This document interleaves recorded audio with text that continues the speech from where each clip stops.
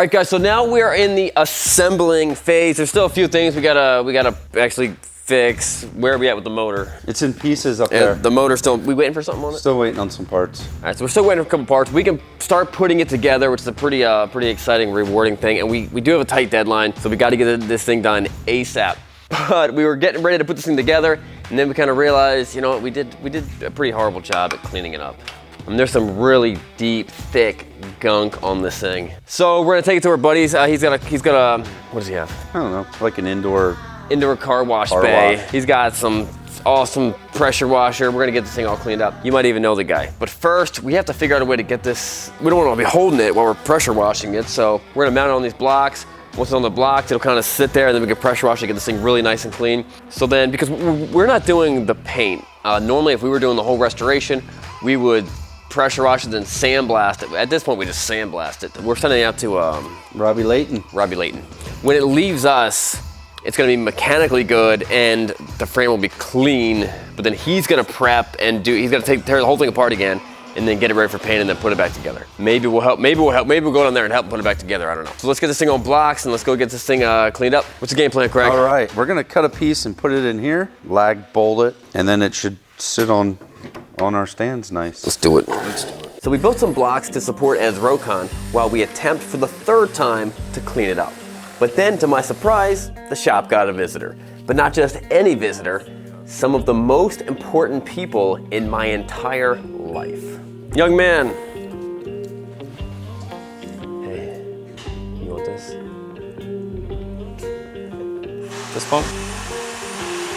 There we go. Yeah. This is an Aston Martin DBR1. Can you say Aston Martin? Yeah, you can. There you go, buddy.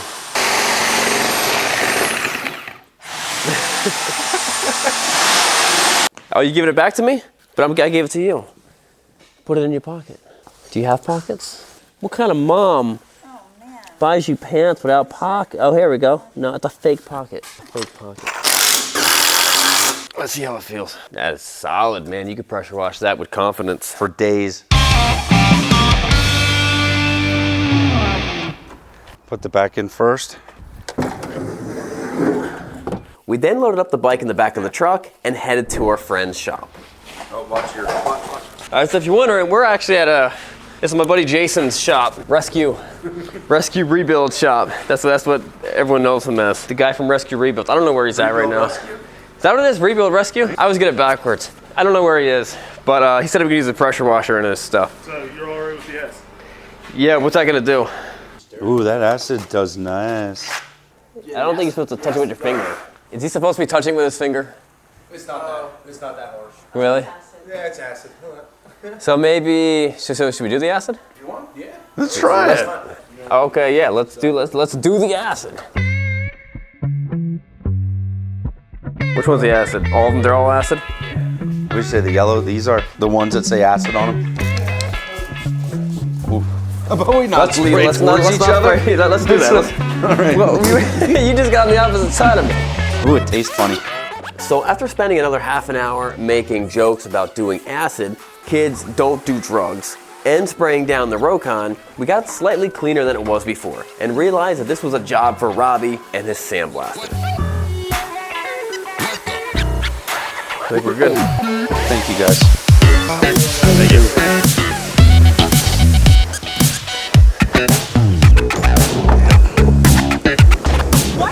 Craig scratching his back on the doorway like a bear. It works. Craig, last time when we were at your shop, I saw you had like 3 back scratchers. Oh, so I think they came from my grandparents, and then Owen gave them to me. He's like, "Here, Dad, I got these for you." First you have multiple back scratchers, now you're using the doorway like a bear. Should we get a tree in here? You can... Yeah, oh man, I'd love a tree in here. I guess we get tires back on it. Wheels! Nice. That's what I was thinking.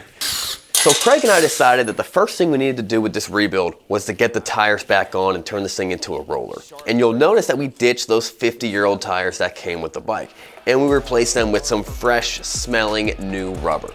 Because only the best for Ed, and if you don't think that this bike's gonna be getting much use because Ed's pushing 85 years old, well, you're wrong, because to all of our surprise, here's a video of Ed riding my bike in the snow.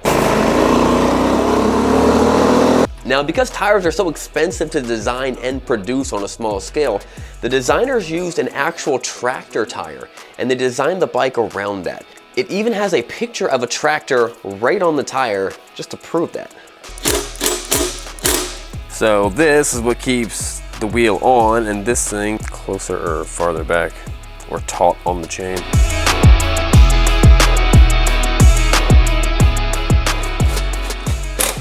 Get the cap for this. All right, Craig, what's next? Throw the engine in. Put the engine in. Well, I'm going to clean this up a hair. This is the U-joint for the front, for the drive shaft. That's how the motor box goes in here, just like this. Whew, man. It bolts up from the inside. Next, we're going to install the Driveline, which is unlike any motorcycle I've ever seen, and this is how it works. First, you have the engine turning, and the engine turns the transmission. Now, the transmission comes in to here to the first miter box, and that turns this. That comes down here, and that connects to the rear wheel. That's very similar to a normal motorcycle. But then the power comes up through here, through this differential. It's kind of like a slip joint, which allows the front and rear to slip independently when you're turning. Goes the whole way up through here, and all this right here is inside the frame, hidden nice and tucked away. Now this universal joint right here, which allows the handlebars to turn and still be connected to the driveline, you can actually see is right inside here. That connects to the front motor box right there, and on the right side is the brake, which is right there, and on the left side that connects to the wheel. So that's how this thing works, and that's how the two-wheel drive function works. Now all we have to do is to put it all back together and install it.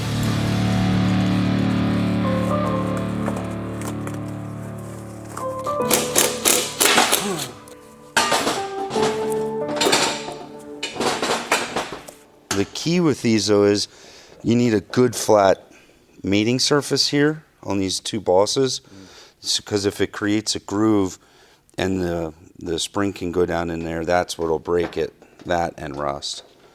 I thought you did a pretty good job, Craig. Thank you. I read a couple of comments. I thought I did a pretty good job. I still don't understand it, but. Now that the miter box is in, the Driveline was in, the next thing for us to do is to install the transmission, which Craig recently finished completely rebuilding it. Here's a 10-second montage showing you what that looked like. Whoa.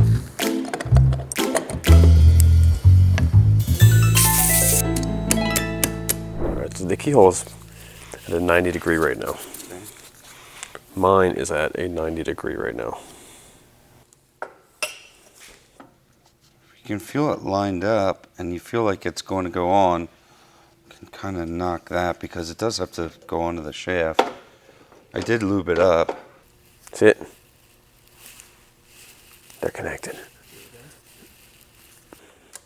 All things being considered, this is a pretty simplistic bike. Oh, absolutely. All right, so we have the both motor boxes in, both rebuilt, resealed, courtesy of Craig. I didn't do anything. Oh, this goes up and down like this. Correct. Well, Craig's working on that. Let me show you the new shelving system and fill you guys in on what's going on with the WLA. This is the entirety of our 1942 WLA. We got the frame up here, we got the wheels right here. We got the new wheels right here.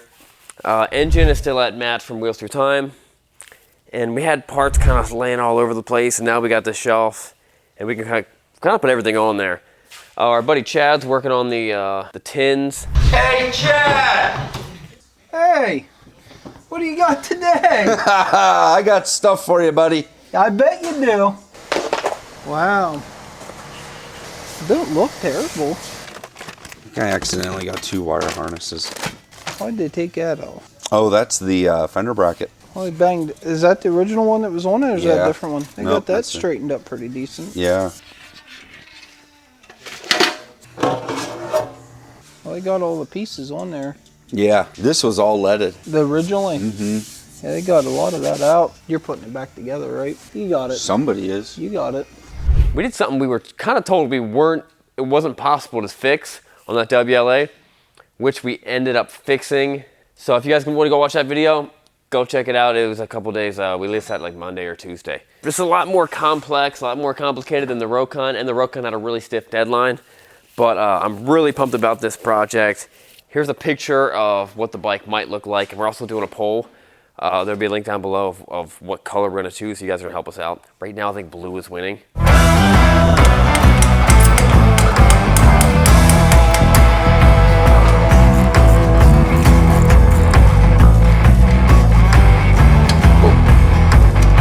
Your face wasn't there. It was close. It's very close. Now the tire.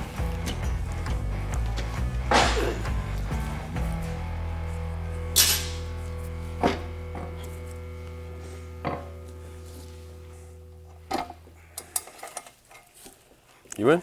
Just out there. There we go. Hey, what's up? Say, let's lay it out.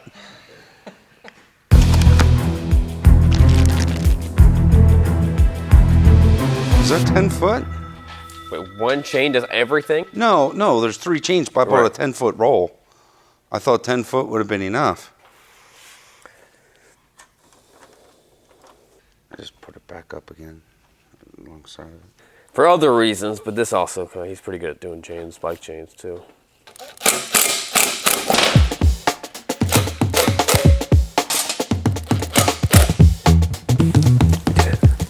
Pound your computer.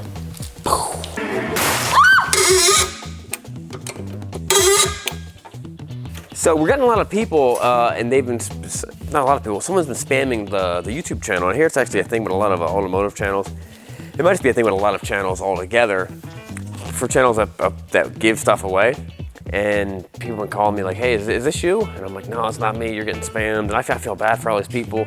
If we reach out to you and say you won something, we will not make you pay any money. You have to pay taxes, but that's not gonna happen. No, we're not gonna ask for any money from us. And it'll be really clear and really obvious that it's from us. We'll call you, we'll FaceTime you, we'll make it really, really clear. If you suspect anything is shady, please just don't do it. It's probably a scam. This is on the frame, like really pushing against the frame and pushing against the tire.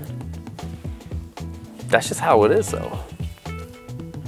The only possibility would be if we put the wrong spacer.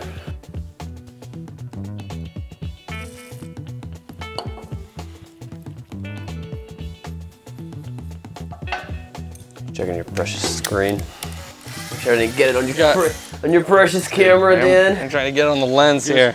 All right, so Robbie, when you're putting this thing back together, 2 washers on this side, on the inside. That'll keep the chain from touching the frame. He's probably like, I'm going to be smart enough to remember that when I take it apart. Did it, Craig? Great job, Sean. Bam. Nailed it. All right, so we got this thing. It's a roller now. We're making good progress, and next time we're gonna fire this thing up, I hope, right? Yep. Next time we're gonna fire it up and run it, and then probably shortly after that, it's getting shipped out. We'll see you guys next time. Subscribe. Smash that bell.